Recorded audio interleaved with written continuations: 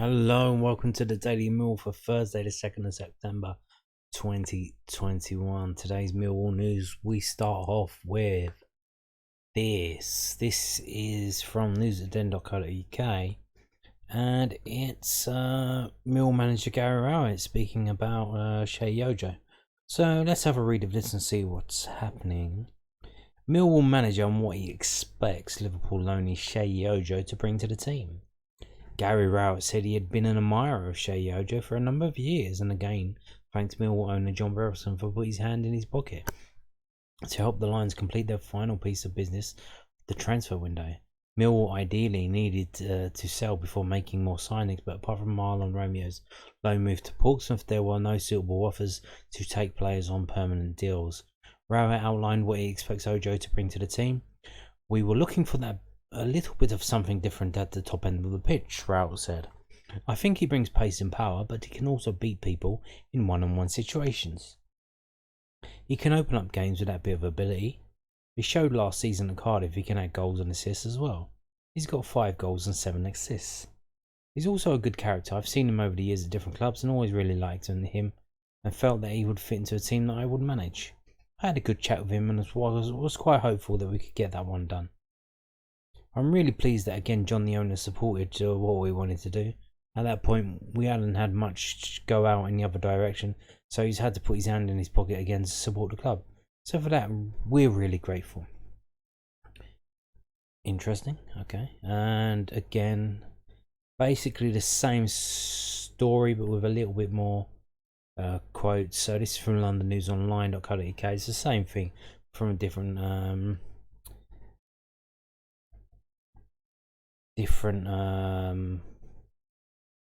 angle. So it says Gary Rowett has expressed his gratitude to Millwall owner John Berylson. Yep. Rowett had previously made it clear that the South London club needed to balance the books with outgoings before any more incomings could happen. But Berylson gave the green light for Millwall to proceed with a deal for Ojo, who spent last season on loan at Cardiff City. Midfielder Ben Thompson and Icelandic striker Jon Dadi Bodvarsson. 2 other potential exits in the summer transfer window ended up staying in SC16. Once again, I'm thankful to John, Rowett told the South London Press, because at the point of doing it, the Ojo deal, we didn't have any movement the other way as we had perhaps anticipated. John had to fund it again. That is the truth. He has done that a number of times with the club to try and see us improve. Ojo scored 5 goals and got 7 assists for Cardiff last season, making 42 appearances. Former Mill boss Neil Harris took him to the Welsh side. Current Lions number 2 Adam Barrett spoke to Harris's long-term assistant David Livermore about Ojo. It was good to get a view from a coaching perspective in terms of character, because that is important, said Rowett. I didn't realise he knows the likes of Benik, Jed and Saf from Wolves. That's an added bonus. I've had good reports from the people who have worked with him. He was keen to come and play with us. I've watched a lot of Sheyi and it hasn't come up to sign him before now. He's probably just been out of reach. He's gone to Wolves, who were a very, very strong team in this division, and he went to Cardiff again a little further than we could go to money-wise. He fits the profile of the type of player I like in terms of pace, power and running ability. You can't have enough players in the group that can open up tight games with the ability to break defensive lines and break tight defensive units. We haven't got a lot of that blistering pace in our group, and Sheyi has got the ability to beat people versus one. When Mason is back from injury, it just adds in those areas. We think he's a little bit different to what we have already got. Mill brought in 6 players in the latest transfer window. People tend to view it to a certain degree on the last day, how many you do, said Rowett. That's normal. People get caught up in it and are almost disappointed if a club doesn't do 2 or 3 deals on the last day. I'm really pleased we got Scott Malone and George Long under our belt quite early, and then the business we've done since has been good. I don't think we've seen the best of that within the team. We still got some players looking for their best fitness for differing reasons and match sharpness. I'm looking forward to seeing the team gel. Okay, so there was a little bit more there. Yeah, well, let's see how he does. So now moving on to this from news@den.co.uk. And it's more words from Gary Rowett. Mill manager assesses transfer window plus comment on those that didn't leave. Rowett said he was pleased with Mill's summer window and hopes the best is yet to come from their new signings. The Lions recruited 6 players in the summer. The last, Sheyi Ojo, on loan from Liverpool on deadline day. Mill would ideally have moved on more players to further add to their squad, but didn't receive any acceptable offers. Rowett admitted there could be some players in the group who won't get regular football. But after 5 signings were secured before the pre-season training camp in Scotland at the start of July, the Lions manager is satisfied with the makeup of his group. We're really happy with what we've done, Rowett said. The window isn't just the last day. Everyone looks at the window purely as just the last day. But you got to look at it as a whole, and I think we made some good signings. I don't think we've seen the best of them yet. They are getting better in the games, getting fitter and stronger, and I think the best is yet to come from a lot of these players.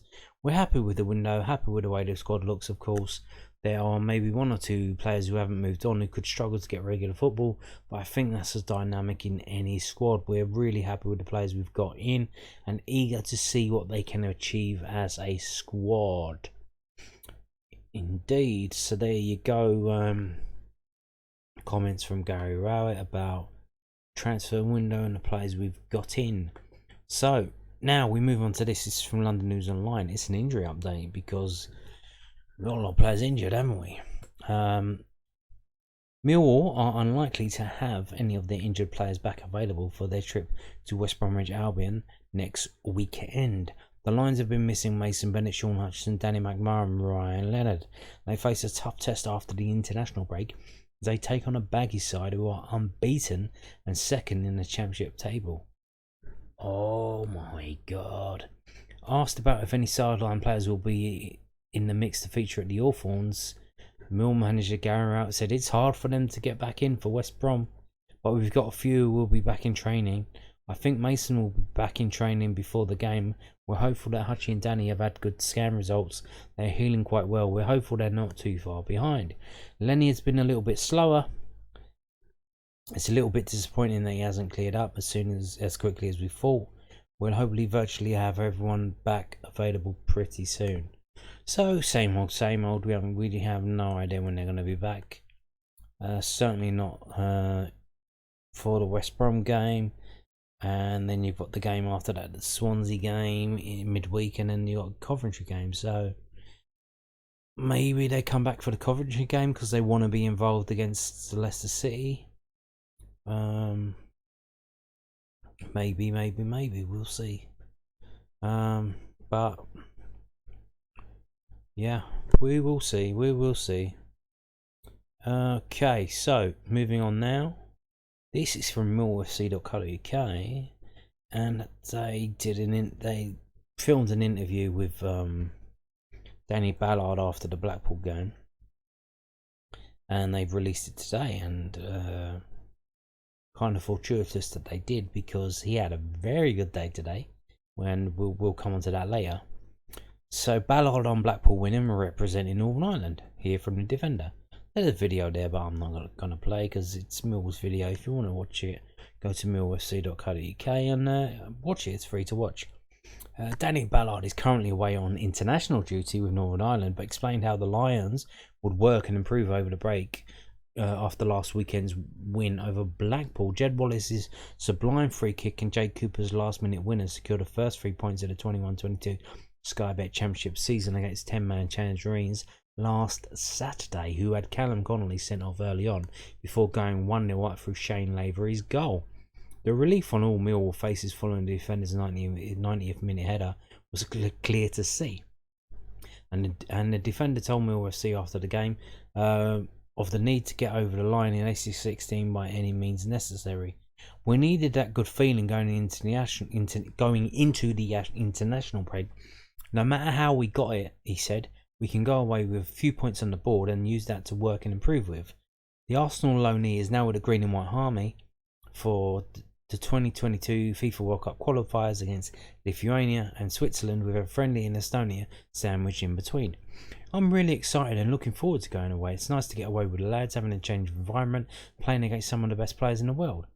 It's a real step up playing on that stage, and I'm really looking forward to it. So there you go.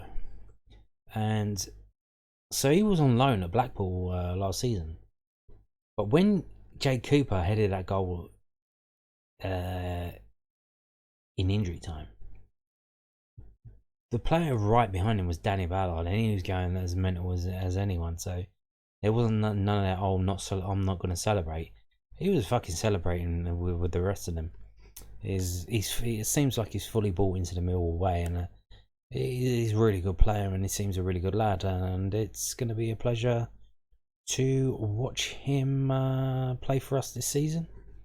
And then wherever he goes, if he ends up playing for Arsenal, maybe they call him back in January, because they ain't doing too well. So we will see. It will be nice to watch him become a Premiership player and do pretty well. So we'll see how he goes.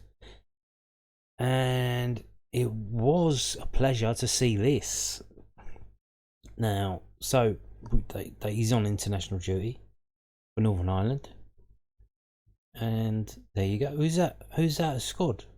He scored the first goal for Northern Ireland today. Danny Ballard scored a goal for Northern Ireland in a FIFA World Cup qualifier, as Northern Ireland won 4-1 away in Lithuania. I've seen the highlights. It's a pretty decent goal. Yeah, really good from Danny Ballard. But not just that. Look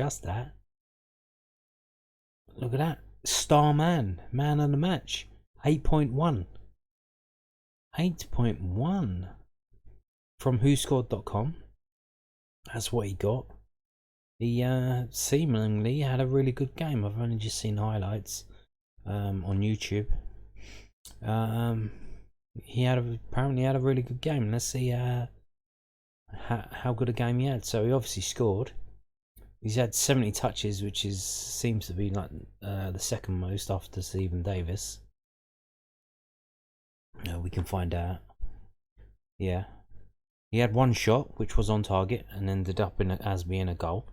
His pass accuracy is 85.7, which is the most of any other players that count, because the three with 100% are all substitutes who played barely 8 minutes on the pitch. But he had played that 90 minutes and had 85.7. How's that? That's friggin' amazing, though. Where's he at? Okay, so offensive, he didn't really do much apart from scoring a one goal. Defensively, 2 tackles, 2 interceptions, 7 clearances. That's probably why he's had a massive score. That's the way and above the most from that team there. Block shots 1. So passing wise, 49 passes, which led to 85.7 accuracy, as we've seen. Didn't put any crosses in, but put in 5 long balls, 2 of which are accurate. Not bad. I know it's only Lithuania, but not bad at all. Now, one thing you might notice here, looking at that team on the right hand side, that's Northern Ireland team. We're looking at the subs. There is no George Saville now. Oh my God, is he injured? Oh my God, where's George Saville? Did he get sent home? Is he injured? What's happening?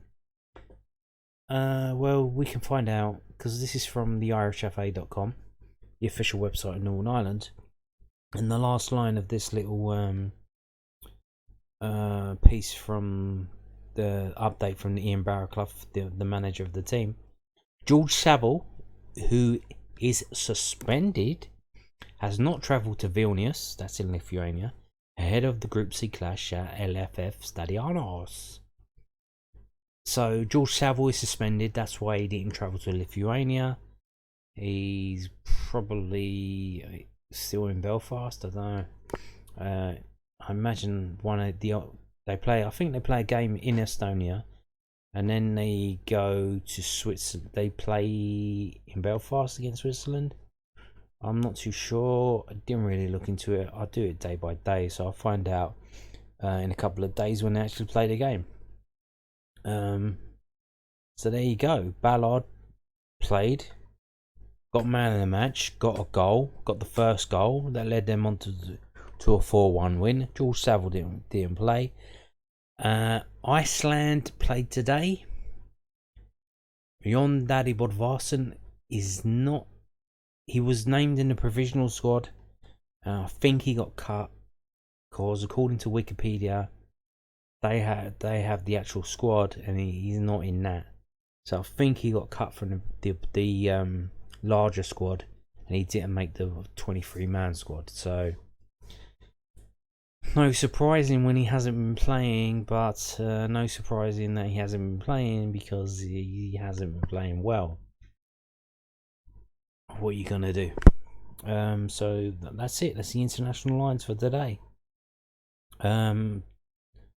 So with no Jon Dadi Bodvarsson in being involved in Iceland's games, it means now we look to Northern Ireland's games against Switzerland and Estonia for more international line updates.